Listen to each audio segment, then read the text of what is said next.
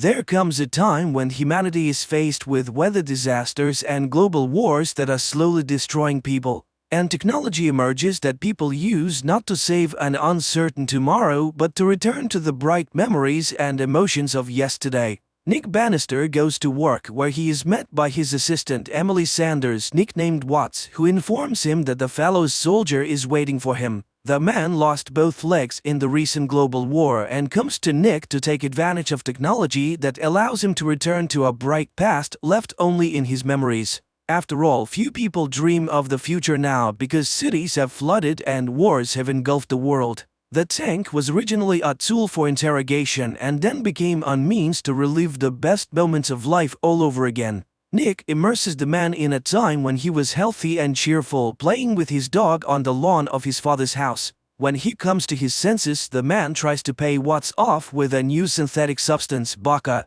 but Nick provides his co-worker his services for free because their establishment is a success. Who wouldn't want to visit the past and see their dear and close people and relive the best moments of life? But there are those who abuse the memories. One such person is Elsa, who comes almost daily to relive a night of love with a dear one. But one day a woman comes into the establishment who has lost her keys on her way home. The woman introduces herself as May and immediately attracts Nick's attention. She is immersed in her memories and Nick looks at the customer's day. The wake-up call, breakfast, and the keys May puts in her bag. She drives to work, to the club, and drops her keys under the makeup table.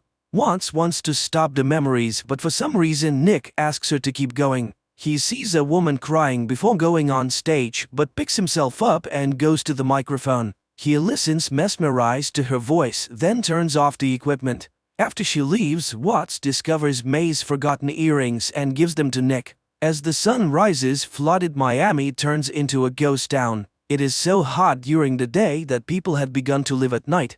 The fighting at the borders ended long ago, but passions still boil inside the cities, and riots occur more and more often. And prosecutors often turn to Nick for help because his equipment can be used to peer into the moments of crime. Today's client is a tycoon accused of starting a fire in one of the buildings, and his lawyers are seeking a ban on a cession of capacity. And the prosecutor's office can do nothing, even though the city is mired in problems, murders, and corruption. During the war, such tycoons bought up dry land for next to nothing, and the settlers had to survive as best as they could. The day would come when the ocean would take everything, but for now the flooded city could still be home. Nick comes to the club and finds May. He gives her the earrings and asks her why she cried before the show. The woman confesses that she always gets nervous before she goes on stage, and offers to walk her out. A close relationship develops between May and Nick, but one day the woman disappears without a trace. Watts worries about her partner, who begins to constantly delve into his memories to figure out where and how to find May. The colleague tries to get the man to come back to his life as their business begins to crack at the seams. New technologies emerging, clients are leaving. Even Elsa has disappeared somewhere and doesn't come for weeks, and he spends every day in the tank remembering May. He tries to forget her, but she won't come out of his mind. One day he remembers sharing with her his terrible memories of people dying in the surging waves, and she sympathized and understood him. He goes around places where he might have known something about May, but he gets the impression that the woman never existed. And the more truth he learns about his beloved, the more he doubts that he ever knew her at all. He goes back again and again to the time when they were together. Once he noticed bruises on her arm, but she excused herself by working hard in high heels. He had told her about the war and the trenches and only now knows what true happiness is. One day he is roused from his dive by someone's insistent knocking, but while he's getting out of the tank there is no one at the front door. Suddenly he sees something shiny under the water and picks up May's earring. Watts can't believe that the woman lost the jewelry today. Apparently it's been lying under the door for a long time. And now they need to get busy because they've been summoned to interrogate a dealer named Holes who worked for Joe, the biggest supplier of baka. The criminal is submerged in the tank and finds himself in a bar room, in the middle of which stands the chair of the chief mafioso of Orleans, St. Joe. Suddenly, a familiar voice is heard, and Nick sees May. She sings for Joe, and he notices the woman. The events took place over 5 years ago, and despite Watts' objections, Nick asks to show the memories next. May is introduced to Joe and he offers her vodka. May refuses, which enrages Holes, but Joe offers to apologize to the woman and Joe's underling aims a gun at him. He apologizes and Joe treats May to vodka again and this time she agrees. At this moment, one of the police officers, losing his patience, pushes Nick away and asks Holes the main questions, but the bandit's brain shuts down and the officers ask Nick to bring the criminal's mind back. Nick again asks to see May, and a scene emerges where the girl reminds him of what she once was, poor but clean and conscientious, but then she tried vodka and lost herself. Holes has no time to listen to her outpourings because Joe is waiting for him with the goods. But it's not in the safe because May has robbed her master.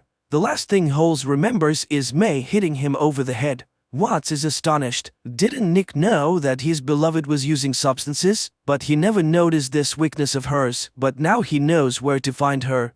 Nick goes to New Orleans tormented by the thought that he didn't know the woman he loved at all. He comes to Joe but he's greeted with distrust because he reeks of the military from a mile away. And Joe was once the one who was left to die in the tide by the military. He gives an order to drown Nick in the fish tank until he tells him the real reason for his visit. Nick confesses that he is looking for May, but this causes the merchant to laugh. Is it all because of this woman? He knows what she took from him, substances and money, but what did she want with Nick? The conversation with the bandit might have ended badly if Watts hadn't come to the rescue.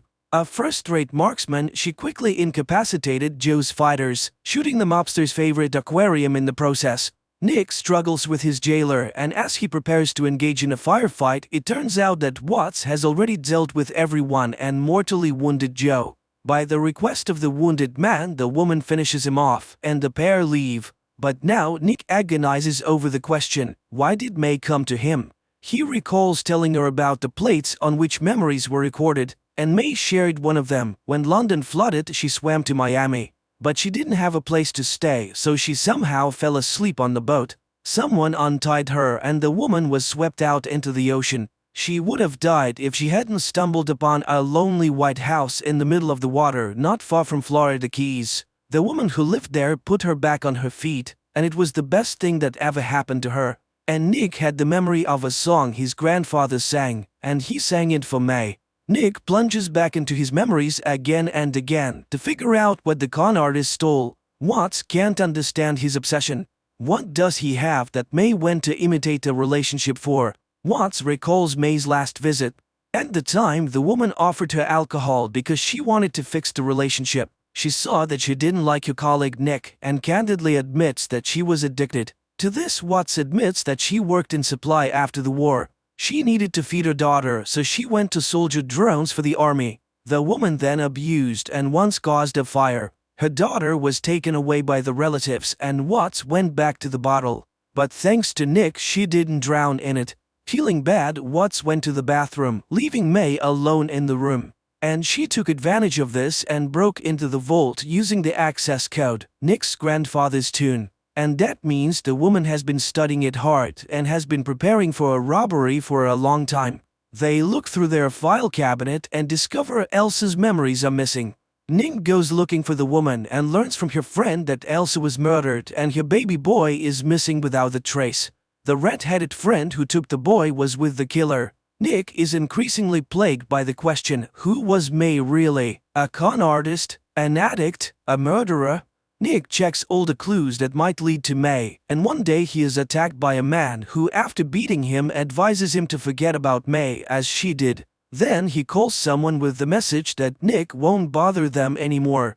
Watts manages to identify the attacker, a corrupt cop from Joe's entourage. They go to the prosecutor's office, but on the way they witness a disturbance. The land tycoon is dead, and the people who had hoped for relief learn that everything goes to the rich man's wife and son, and they have no intention of changing his policies. It turned out that Nick was acquainted with the rich man's wife, and seeing her reminded him of a clue that had long plagued his subconscious. The man from Elsa's memories was none other than the tycoon. And Watts finds data on the policeman named Booth who worked for the tycoon. Nick recognized him because the rich man's wife Tamara had once approached Nick as well, and then the rich man said the same words that Elsa had later said. It turns out that Rich wanted to get rid of the bastard child and hired Booth to do it, but it's going to be damn hard to prove. Nevertheless, Nick is determined to do it because May used him. He goes to visit the tycoon's widow who, like other rich people, lived on property protected by a dam. Nick is greeted by the butler and without letting him explain who he is, hands him the hat and jacket that all the men in the house wear. Puzzled, Nick walks into a room styled like the store where Tamara once met her fiancé. He realizes that Tamara has lost her mind and everything around her is rigged for her reality. Nevertheless, he tries to talk to her and asks her to tell him where Booth is. Then he opens the mirrors and the woman, seeing her reflection, comes to her senses for a moment. She knows that her husband ordered her to kill her former mistress and child because he did not want to share the inheritance. At this moment, Tamara's son arrives and Nick is thrown out, and he avoids death only because the butler was also ex-military. After remembering Tamara's reservation about human scum, Nick goes down to the old factory where those who have no place in society gather. Seeing a woman who looks like May, he follows her and finds Booth, who taunts him. He and May are people from another world and he will never find her. Booth jumps out the window and Nick runs after him. They meet on the roof and start a fight, but Booth jumps over to the next building. Nick repeats the trick and catches the bandit. They fight again until they end up in a flooded music room. And then Booth, along with the piano, falls through a hole in the floor and sinks to the bottom of the ocean. Nick dives after him and frees him from the piano, but Booth hits him and Nick begins to sink while the bandit floats up. Nick sees May and hears her voice. Immediately he finds the strength and swims out to grab Booth, who was not expecting it. He plunges him into the tank, intending to find out the whole truth.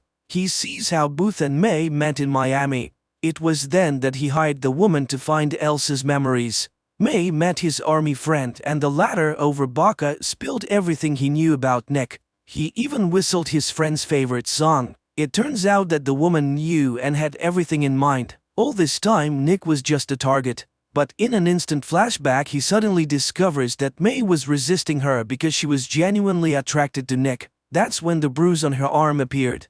And after she brought Elsa's memory tapes, Booth confessed that he intended to get rid of the woman and her son. That's when Booth killed Elsa, but May managed to intercept the boy and put him on the boat. She rescued the child and escaped from the murderer. May then went to Nick's house, knocking on the door, but she was already waiting for Booth, who promised to kill Nick if she did not go with him. That's when May dropped the earring, hoping Nick would find it.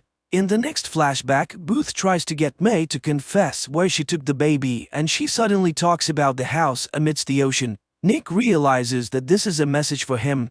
He steps into the illusion and May confesses her love for him while kissing Booth. Then, after pushing the bandit away, May swallows a handful of vodka and leaps from a height.